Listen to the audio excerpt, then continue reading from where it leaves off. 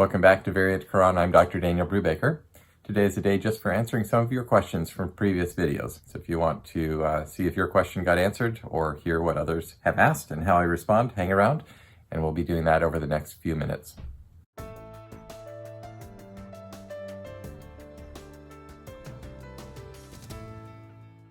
Well, thank you very much for being with me on this channel for this time. We're approaching 6 months since I started doing this, and we are also approaching 16,000 subscribers to the channel.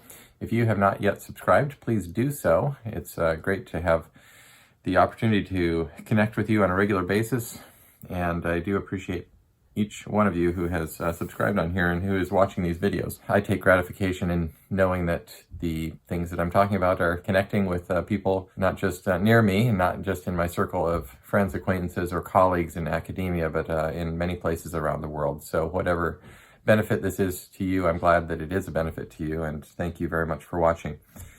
Well, let's get right into it. Today I am going to be answering a few questions, and the first question here is, I don't believe you until we test the ink that we used and see how old it is. And that was from the video talking about the Allah insertions in a number of early Quran manuscripts. The question of the dating of ink is something that comes up frequently, and I may have addressed it briefly in the past, but the problem with testing the manuscript page is that the parchment can sit around for a while before it gets written. Now, we don't always assume that it would have sat around for a long time before it got written on, but you have to keep that as a possibility, whereas ink doesn't sit around for a long time before it gets put on the page. Yeah, I've hoped for the possibility to test ink many times myself, and there are people who are looking into whether this can become more viable. It would be possible, in fact, to test some inks,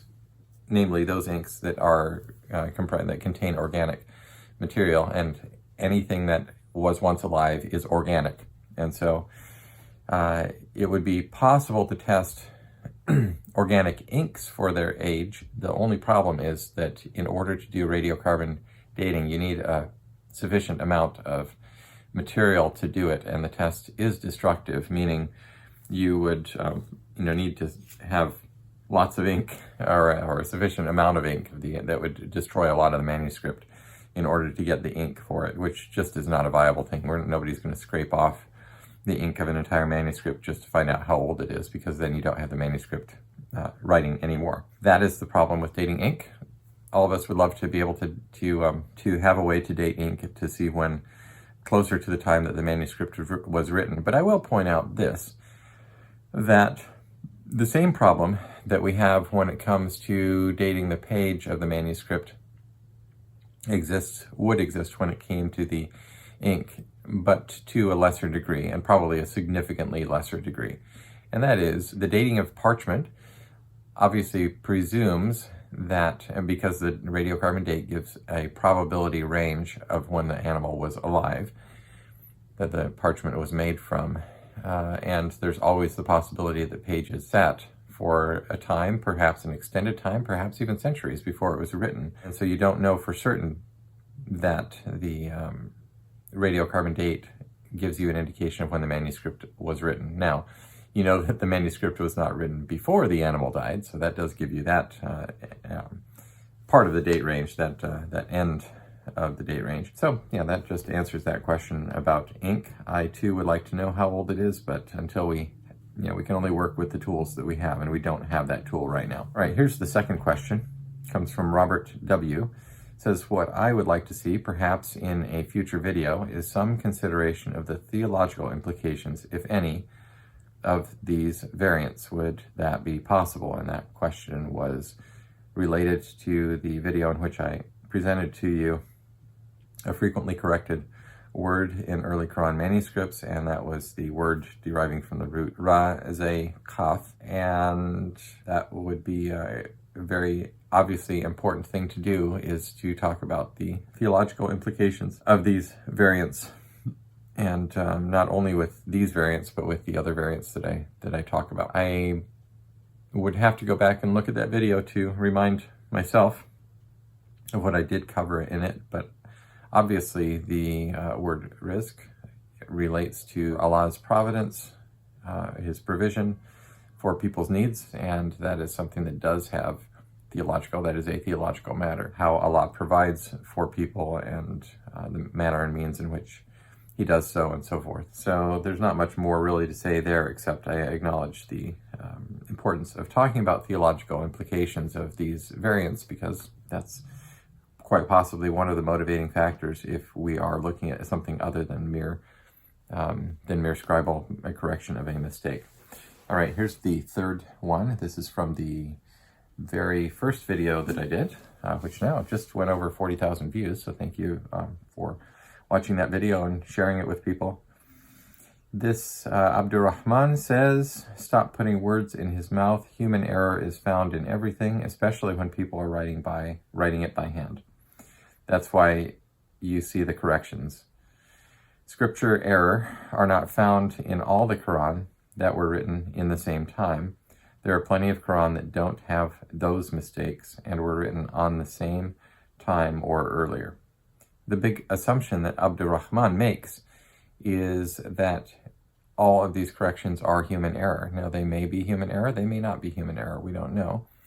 And we have to consider the possibility of human error, but we have to consider, I think, other possibilities as well.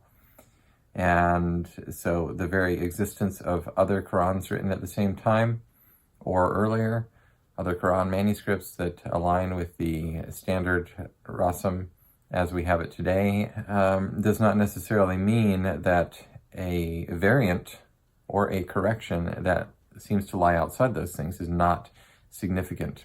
It may be significant. It may represent a point in time at which a scribe or a corrector saw something in the manuscript or felt something to be correct that was at variance with what we have. All right, let's move on to the next one here. This is Seth Suleiman, and his comment is, number one, Quran means recite, and it is revealed through recitation. And so number two, this commenter says, on a piecemeal basis, over 23 years, Angel Gabriel recited to Prophet Muhammad, who memorized it and recited to the many known companions who memorized, recited, and practiced its message. It was preserved for 23 years through memorization, recitation, and acting upon its teaching by thousands of known companions, though many of them wrote piecemeal over that 23 years. Its preservation is totally unlike the Bible and other scriptures, though its interpretation was and is still ongoing to answer ever ongoing issues. So I hear this observation, I hear these comments, and what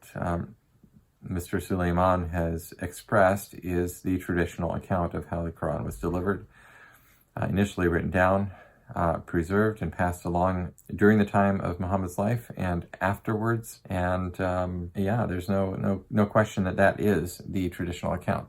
So what I'm doing when we're looking at the manuscripts is to weigh the traditional account, which was not written down, by the way, until sometime after the events that they describe, and to look at the manuscripts and see if they can align with that or if they give us more information. And the manuscripts do, in fact, give more information, and what we're trying to do is square that and think about that as a good historian. All right, here's the next comment. It's from Vigor Bond. And this commenter is talking about the interview with Dr. Asma Hilali. This commenter says, so first she states that these are school texts, that is, presumably written by students who are learning the Quran. Then she states that the variations are not variations, but variants. And finally, the variations are glosses. This commenter says, I don't believe a word. If there are variations between the subtext and the supertext, then this cannot be explained to be some kind of comment or explanation. It shows an evolution of the text. Well, I will just comment on this, that I do think that there's a lot to be discussed around this. I don't personally feel completely compelled by the explanation of the school text, of it being a school text, but I think it needs to be considered as a possibility. I think the things that speak against it being a school text are, number one, the expense of the material. It does not seem like the sort of thing that would be used in a school exercise. Here's the last question that I want to talk about today. It's from Mohsin al-Haq. If this man knew about Ahruf and Qira'at, A little knowledge is dangerous. People here also like, yeah, Quran has errors. I am laughing at their ignorance. Read something about 7 Ahruf and 10 Qira'at of Quran. You will find all answers of it. And so I don't know that this comment needs an answer necessarily from me, except I will just turn the question back on the commenter and say that, as I put out this information, and this question was on one of my earlier videos where I showed multiple instances of correction and variation on a single page. And, obviously I'm sharing and describing the things that I've found. And if you find an explanation for these things in the literature of the Qira'at and Ahruf, then please leave the mention of those in the comment section. My suggestion has been that most of the things that I'm presenting to you, I have not found in those literatures. In other words, they exceed the bounds of what is mentioned. And that was the case with my doctoral dissertation. Now, maybe there are sources that I'm not familiar with, or other things that I haven't taken into consideration. But certainly, if this is open to the world, and so if you find variations that are accepted in the Ahruf or the Qira'at, then please post them here on any of my videos that make reference and describe corrections or variations. And so that's it. That's all I really want to talk about today. Wherever you are in the world, thanks for watching. We'll talk to you again soon.